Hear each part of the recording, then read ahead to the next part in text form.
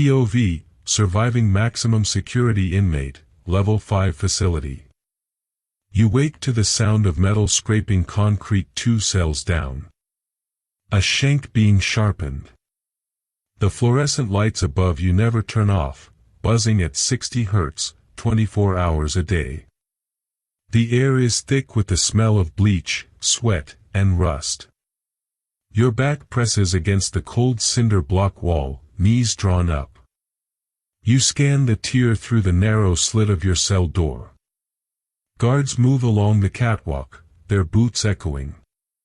One wrong glance. One unpaid debt.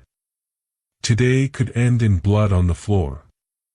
This is day 1. The bus brought you in at 4:17 a.m. chains around your wrists and ankles.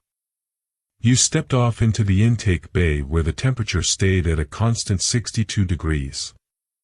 They stripped you, searched you, deloused you. Issued you 3 pairs of orange scrubs, 1 thin mattress, 1 wool blanket. Your name was called once. After that, you became a number, 47,892 to 115. The heavy steel door slammed behind you with a sound that still lives in your bones. Outside ended. This began. You learned the rules quickly. In the first week you kept your eyes down in the chow line.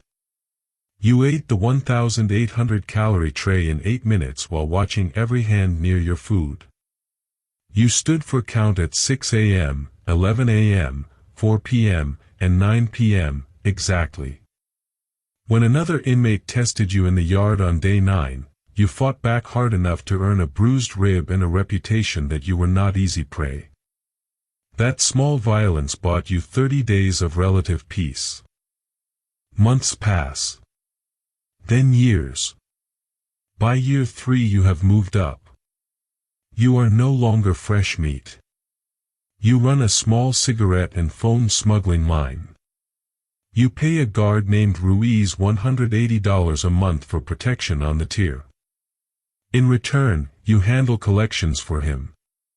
A debtor refuses to pay. You and 2 others corner him behind the laundry carts. You do what is necessary with a sock full of padlocks. He pays. You keep 30%. The system rewards consistency. By year 7 you sit at a steel table in the dayroom with respected men. You speak less. Others listen more. You have learned creative compliance, how to move contraband during shift changes when cameras are monitored by only 2 officers covering 400 inmates. You know which hallways have blind spots. You know that a $40 payment to the right kitchen worker gets you real meat instead of soy loaf. Responsibility grows. So does the weight. The money is modest, $600 to $900 a month, but it buys safety, better food, and the ability to send small amounts to your mother outside. Each transaction chips away at something. You stop thinking about the man whose jaw you broke. You stop remembering the name of the kid who got stabbed last summer because he owed $70. These things become numbers in a ledger. 15 years in. You are no longer at the bottom. You are mid-tier, a man with influence on the block. You control the contraband flow on C-tier. You sit on the yard bench that belongs to your circle. Newer inmates watch you the way you once watched others. The promotions were never announced. They happened through survival, calculation, and quiet compromise. You have ordered violence you never carried out yourself. You have looked away when men were taken to medical with punctured lungs. Each decision felt procedural. Necessary. Normal. The system is clear now. There are 1,240 inmates in this Level 5 facility. 187 guards. 4 assistant wardens. 1 superintendent. The written rules fill a 340-page handbook. The real rules are unwritten and far more important. Never snitch, pay what you owe, remember every slight, and never appear weak. Temperatures in the cells reach 95 degrees in summer and drop to 48 in winter. Food arrives at 170 degrees and is cold within 6 minutes. Showers run for exactly 7 minutes before the water cuts off automatically. You master the bureaucracy. Medical requests take 21 days minimum. Grievance forms disappear.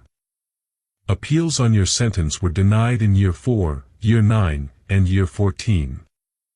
You learn to move inside the machine without drawing attention. You become part of it. But something inside begins to erode. Your mother stopped visiting after year 11.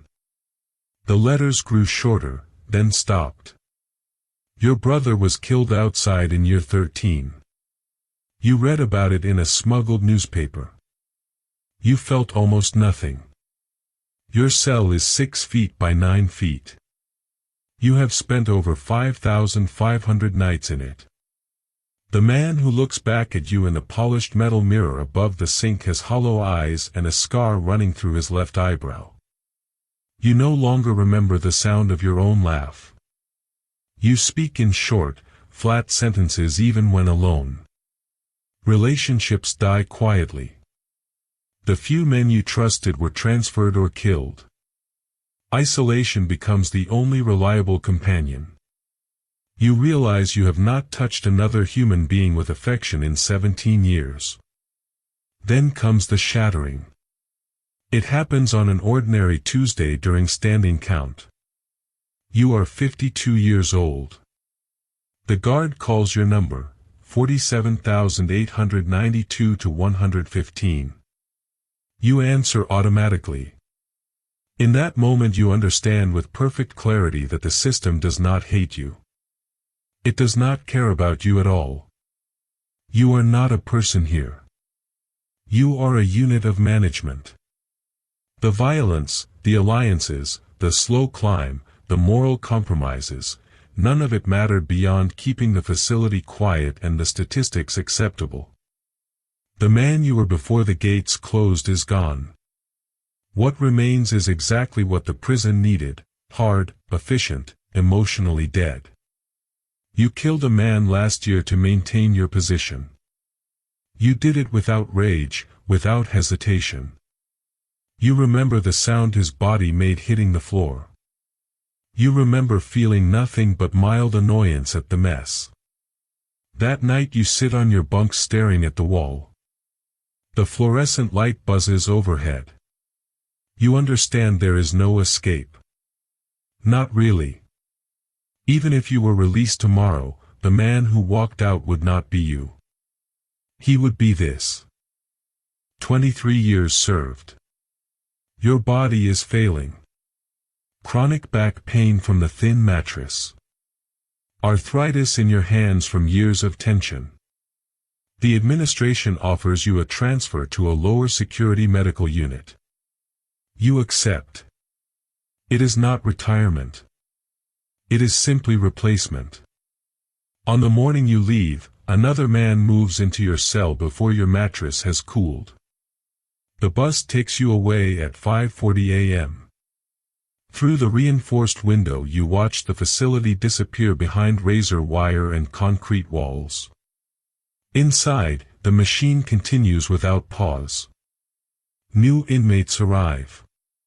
Old ones die or age out. Guards collect their checks. Wardens file reports. The counts still happen 4 times a day. The fluorescent lights never turn off. You close your eyes. The sound of a shank being sharpened on concrete still lives somewhere in your mind. You wonder how long it will remain. The system you became part of keeps moving, cold and indifferent, processing men like you year after year, decade after decade. This is what it made you. This is what it makes everyone, eventually.